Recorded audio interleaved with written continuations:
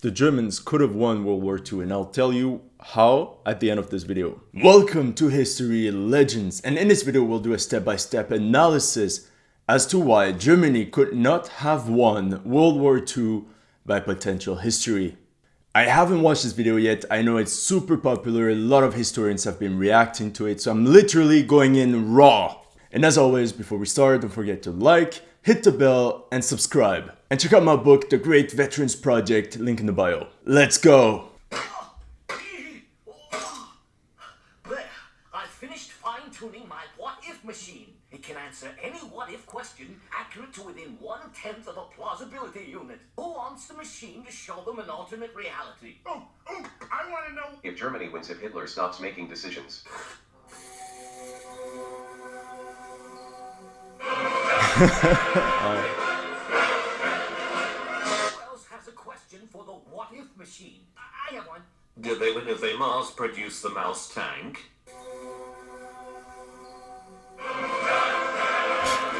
Take that machine, show me what would happen if they took Moscow.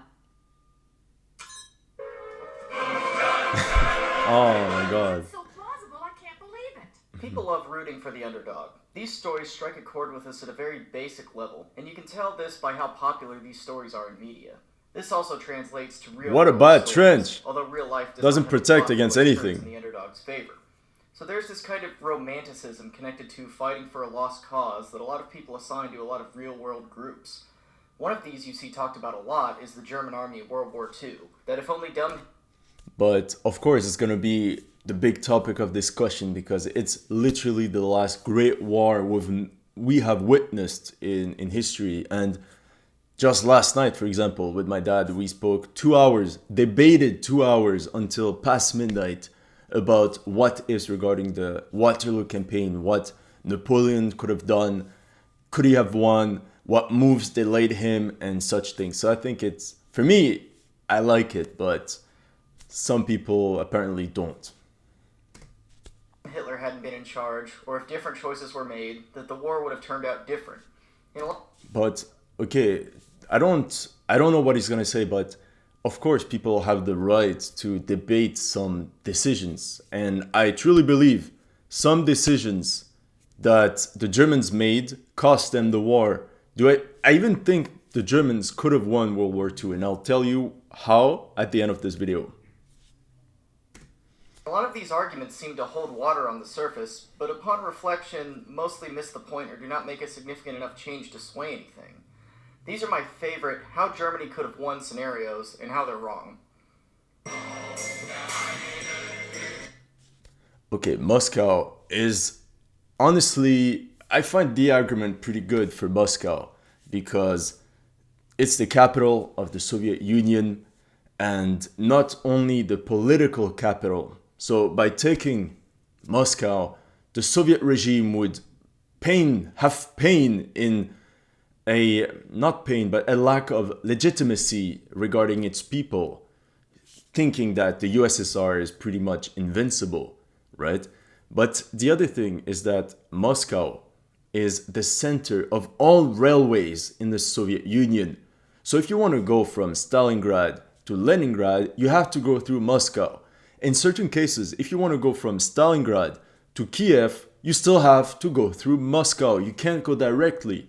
So by taking this traffic connection, it would literally be a pain for the Soviet logistics system. Some argue that the Soviets would have been able to counterattack and cause massive casualties to the Germans like they did at Stalingrad, but taking Moscow would have been very important. But let's see what he has to say.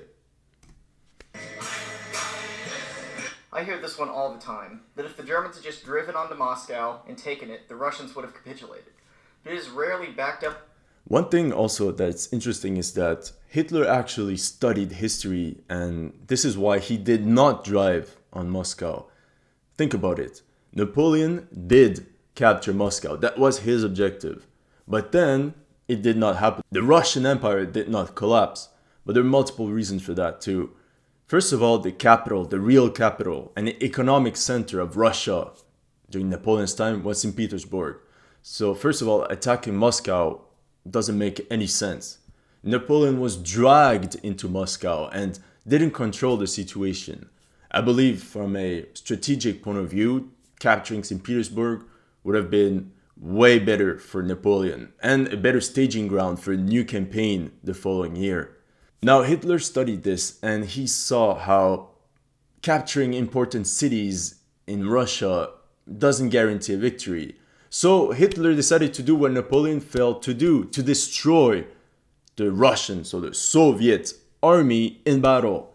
This is why after Smolensk, after encircling all these Soviet armies, he decided to drive south and cut off all the armies stuck in Ukraine, believing all the Soviet armies were now destroyed, and then he can safely capture the cities knowing that there's no armies to counterattack. However, the biggest mistake during the Russian campaign, this Operation Barbarossa, is that there was a huge failure of German intelligence services. So during Operation Barbarossa, the Germans destroyed about 4 million men, give or take. Now, they thought that this was all the Soviet army had to offer. But little did they know that during these months, where the Soviets lost 4 million men, the Soviets managed to train and equip another 4 million men. And this was the biggest shock at the end of 1941 for the Germans. They thought that by the end of 1941, the Soviets were done because they were exhausted. This huge campaign had strained their troops to a level never recorded before. And then they face a new Soviet army as if the entire campaign was useless. So this was the biggest shock, and when they faced the situation, they were trapped in Russia. With evidence as to why. Even in the memoirs of German generals after the war, they constantly mentioned that the drive to Moscow would have meant victory in the East. Okay, little fact. Whatever German generals wrote after World War II is BS. Most of them just wanted to cover their ass, saying that everything bad was done by the Waffen-SS. They were brilliant, and if it wasn't for Hitler, the war would have been won. But these guys were not the best either, right? So don't forget that. And I think the reason for this is that they model the Russian campaign after the French campaign. In the French campaign in 1940, the French surrender once Paris is cut off from its forces and looks like it's about to fall. Okay, no. The French surrendered way later. And don't forget, the Blitzkrieg on the Western Front in France has a political dynamic that nobody talks about in history videos. And one of the main reasons is because you need to read French. And a lot of these books were written right after World War II, never translated to English or any other language. But the Western Europe was ripe for a German invasion. A lot of people, I wouldn't say welcomed a German attack, but don't forget that until the day of the German invasion in May 1940, until the day they actually crossed the border, the French and the British, don't forget, the British were also in it, thought that the Soviet Union was the biggest enemy. That's why they never moved against Nazi Germany in the late 1930s. You know, there was this crazy plan for the French to launch a bombing campaign from Lebanon against Baku in the Soviet Union during the Winter War between the Soviet Union and Finland. The French wanted to bomb the Soviets. And the French and the British were preparing a huge operation of 100,000 men, 100,000 men, expeditionary force to be sent to Finland to help them. Can you imagine that? This were in early 1940, and they prepared an expeditionary force to help Finland against the Soviet Union, while the Germans are literally preparing an assault against them. So you can't compare the two. The Germans also had plenty of information about France and the UK because these were democracies and it's way easier to infiltrate. Whereas the Germans had literally no information about the Soviet Union. It was like a huge wall, and you can't send a spy because any foreigner will be there would be huge surveillance for any random person. Now, there's this huge debate as to why France surrendered, but it's not because of what's depicted necessarily in this video. Of course, this is when militarily the Battle of France was lost, but it's not the reason why France capitulated. It's more of a political reason where a lot of people surrounded the French government, like Pétain, Végan, Darlan. These were all pretty happy to stop the war, take over, and put away the republic that they hated so much. So like a new dictatorship. They were very happy of what was going on. So these few days before the French capitulation were actually super important in history because the world would have been probably much different if the French had stayed in the war, used their colonies with the British to continue the fight. But that's another story. Using this model, a lot of people think that the exact same would apply to Russia. The only problem with this is Russia is a whole different animal, both politically and geographically. Stalin was going to put every man, woman, and child in the Soviet Union between him and the advancing Germans. Okay, but don't forget too that a lot of people also hated the Soviets within the Soviet Union. Don't forget that in the 1930s, because of Stalin, millions of people in Ukraine died of hunger, right? And a lot of minorities hated the communists. A lot of people that had land and everything hated the communists.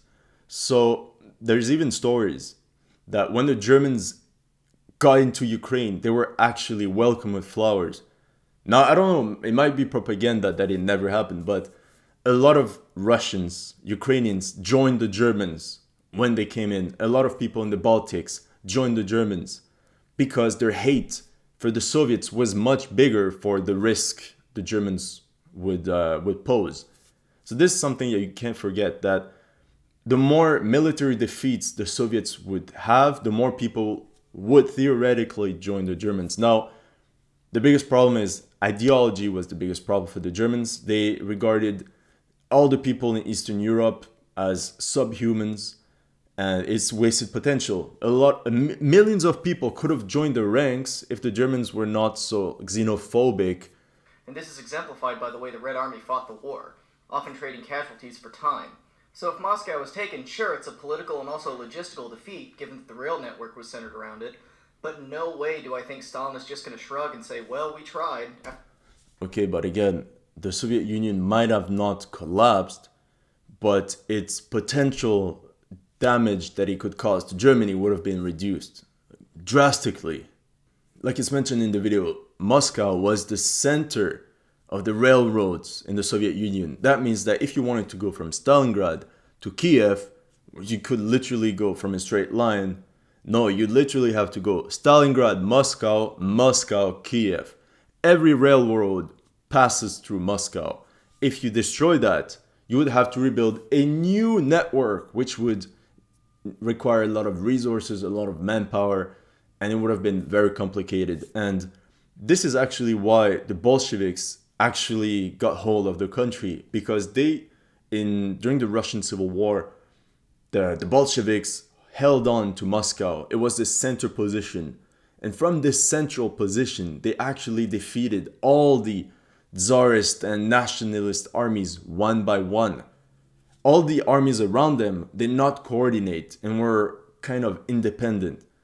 But the Bolsheviks held on to Moscow, and using this central network of railroads, the Bolsheviks managed to destroy one army, get reinforcements to another site, and use the speed, whereas the enemies could not. So Moscow has a huge strategical, logistical importance, and also for the prestige of the Soviet Union. To lose its capital would show to a lot of Soviets that, again, hated the Soviet Union, would be a wake-up call as to say, the Germans are winning, let's join them. After Moscow was taken. And with that, we would probably see the Soviet Union fighting to the bitter end, just like the Germans did in reality. This is also backed up by real-world history from Napoleon's Russia campaign in 1812, where he went on to take Moscow but still lost the war.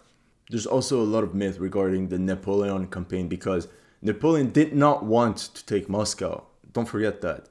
Like in this video, we think as if it was his goal. No, his goal was to destroy the Russian army. But the Russians knew that if they faced Napoleon, they lose. So they kept retreating, and Napoleon got trapped in the middle of Russia. And Moscow at the time was not even an important city for the Russian Empire. It was St. Petersburg, the important city. But if you understand that Napoleon's goal was just to destroy the Russian army, it makes much more sense. So taking Moscow at the time was a second rate, more of a, not a capital, but the economic center was St. Petersburg. This is where this is the location the Russians needed to trade with the outside world and all this. Is such a large and vast country that they have the ability to trade casualties and land at a higher rate than any other country can. And therefore, the normal rules of war, such as taking the capital and ensuring victory, do not apply. Are they not seeing this? Another commonly heard point is that Hitler made terrible decisions and he should have just listened to his generals. Now, I'm not here to defend Adolf Hitler, he's a crazy genocidal maniac, let's not make two ways about it, but this isn't always the case. For example, Hitler and the High Command were all in agreement on invading Russia. They all very much wanted to... Before even Russia, the biggest debate between Hitler and his generals was for the Battle of France. His generals, believe it or not, the German generals in 1940 had a military vision very close to what the French had. All generals that did World War I wanted to use horses rather than tanks, did not believe in aviation, and they just wanted to reiterate the German offensive from 1914, from the Schlieffen Plan. That was the German plan in 1940. Then Hitler was like, okay, no guys, the French expect this. Let's try something new. So he replaced a lot of these older generals with a new generation, more loyal to him, but also more daring. And this daring plan actually worked. And after the Battle of France, this is when Hitler actually got a real control of the German military. Because until then, a lot of them did not believe in Hitler. This is something that we can't forget. To, in their eyes, destroy communism and save Germany, as Hitler laid out in his book. But once this effort was undertaken, Hitler and his generals began to disagree at times on what moves needed to be made. And once the war is over, many generals in their memoirs begin to claim that Hitler made all the bad decisions, and that if he had just listened to them, the war would have been won. And one example of this I already hinted at in the former point. Hitler's generals were convinced that taking Moscow would end the war for many erroneous reasons I listed previously. For Hitler, Moscow was a general direction in which to head, but was not the final objective. For him, the resources in the Ukraine and the oil fields beyond were a much more important target. And given Germany's oil shortages, this is a good example of where Hitler was right.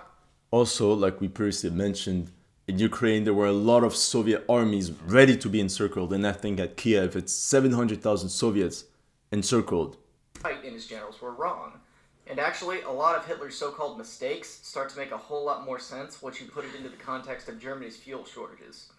And if you want more information on this, Tick did an excellent video on Germany's oil problem that you should really check out. Another example of this sentiment being wrong is Operation Citadel in 1943.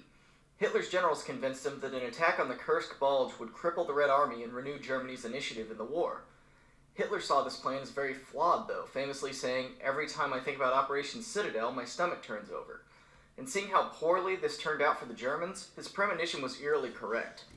Okay, but don't forget, one of the reasons the Germans failed at Operation Citadel, so the Battle of Kursk, there's two reasons. Number one, the Germans actually wanted to attack 2 months before they actually attacked. And if they had attacked at that moment, so I think in May or something, if I'm not wrong, the Soviets did not have such strong defenses as they had in the middle of the summer, because the Russians had intel that the Germans would attack and fortified the shit out of the Kursk salient. So that's number one. The Germans had lost the element of surprise. Number two, Hitler wanted to use his new toys, the tigers, the panthers, and all this. Okay, beautiful. And the attack was actually going pretty well. The only reason the Germans lost at Kursk is because of another Soviet offensive that took place to relieve the Soviet forces at Kursk during the offensive against Orel. And this forced the Germans to withdraw a lot of units that were meant for the attack to defend their northern edge. And then the Soviets had time to counterattack and push back the Germans.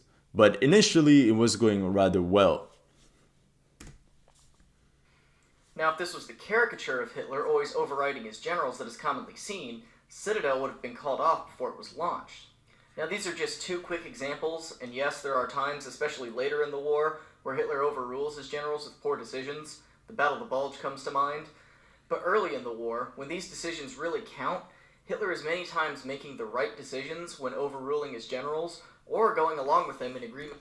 But again, never forget that Hitler became what he was because he overruled his generals that had dumb ideas of just invading Belgium the same way it was done in 1914.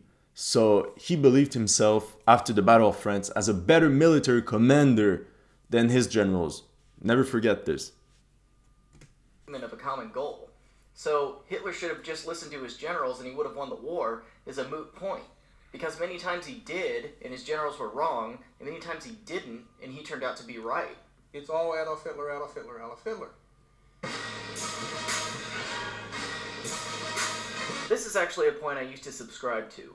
A very honest critique of the German war economy is that it was not on the right footing. And people make this argument usually saying things like, Germany should have just made more Panzer IVs instead of pouring resources into the Tiger. Or, Germany should have built the Luftwaffe back up so they could regain air superiority. And I will give you that the German war economy in many places was an absolute nightmare.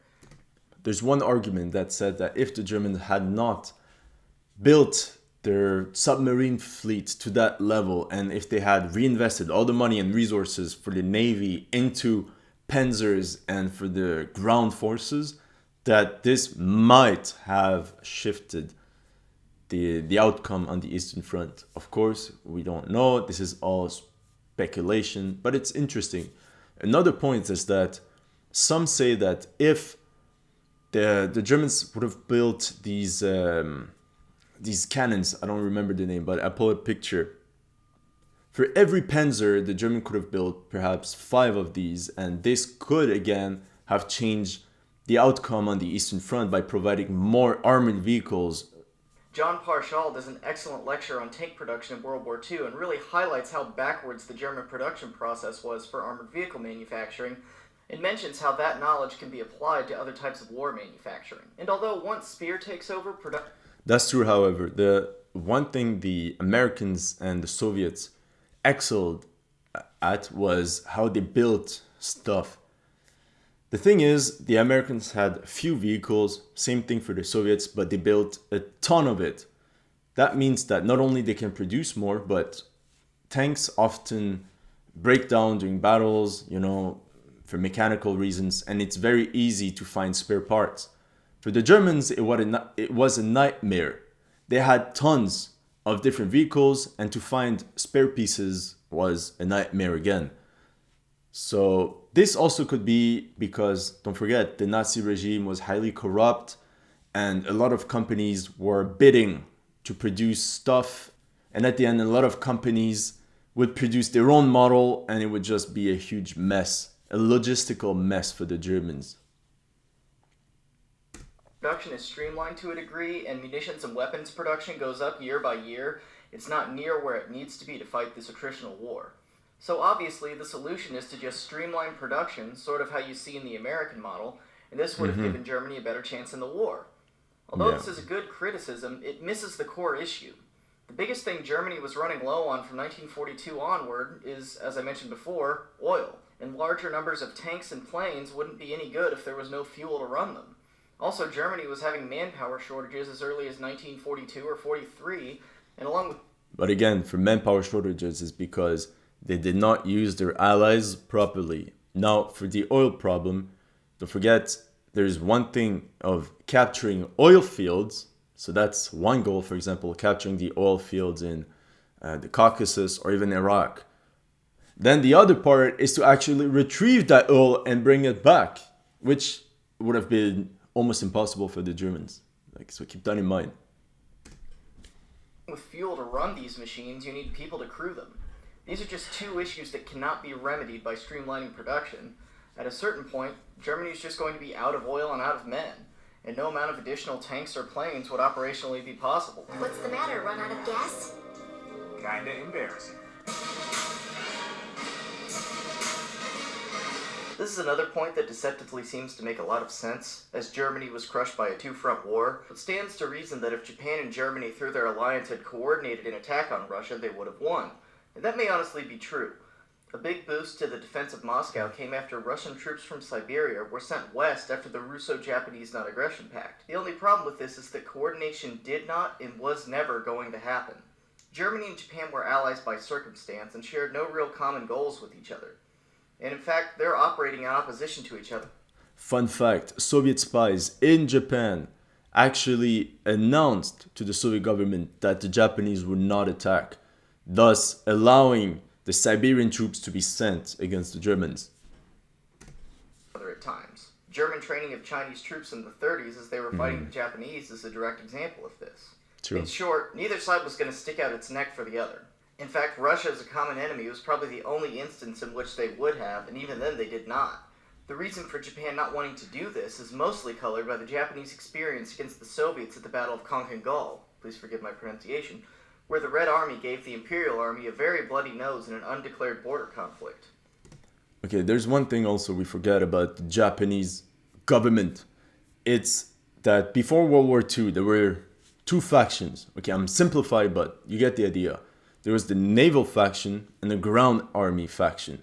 The ground army faction wanted to attack the Soviet Union, attack more on the ground near Japan, right? But then you had the naval faction that wanted to attack the Western powers. So the naval faction got the upper hand after this bloody battle of Halchinhal. This incident convinced the Japanese to not go through with any action that would provoke the Soviet Union, as they did not want war with them, since they were already fighting China and would soon be fighting the United States. Biggest This avoidance mistake. of provoking the Soviet Union went far enough that during the war in the Pacific between Japan and the United States, the Japanese refused to sink any U.S. merchant ships headed to the Soviet Union. So, What I don't understand is that when the Japanese attacked Pearl Harbor and declared war to the United States, why did Germany do it? The Germans did not have to declare war. I think that was a huge mistake from Hitler's part. Maybe he wanted to please the Japanese and hope that they would jump into his war. They clearly didn't. And this allowed the US to enter the war full force and beat the two countries at once. Hitler would have won maybe a year or so if he hadn't declared war on the US and let them declare war on him. the Japanese attacking the Soviet Union directly flies in the face of the intentions and characteristics of the Japanese High Command, to the point where it strays out of potential history Kill yourself. into the realm of fantasy. You have screwed me again, Japan. Now these are just a handful of points that people bring up when talking about how Germany could have won, but there are many more that I didn't go into that are equally baseless, such as the Germans should have and could have invaded England, even though the Kriegsmarine would not be able to support a large amphibious attack, and the much larger Royal Navy would have probably sunk the invading force before it even reached the shores. Or that Barbarossa should have taken place earlier, even though it wasn't really the winter or the rainy season that stopped the Germans, it was a lack of supplies that needed to be brought up. For more info on that, check out this lecture by David Stahill. You'll see people bringing up scenario after scenario that bends reality and character motivations very widely to craft a scenario that Germany could win. But here's my point. Germany would not have won World War II no matter what way you slice it. I The fact of the mean, matter is, there this is are a country ways. that is too small and too short on resources. I mean, there are ways the Germans could have won, and like I told you at the beginning, here are my reasons why the Germans lost. I won't go too long about these reasons, but one of the main reasons was they failed their diplomatic game. And we know that diplomacy is the biggest teller of whether you win or not a war. This is the same reason why Napoleon lost. Not because he couldn't win battles. He won battles over and over, but he failed at diplomacy. And this is the problem the Germans faced as well. They had everyone against them. Although the Germans had a string of alliances, but the problem Germans had is that they were convinced they were superior to anyone else.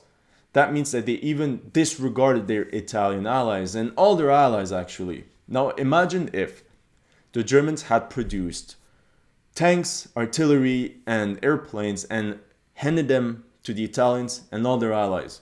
Everyone shits on the Italians for having a bad army, but at the same time they were dragged into a war with the Germans, and then they didn't have the weapons for it.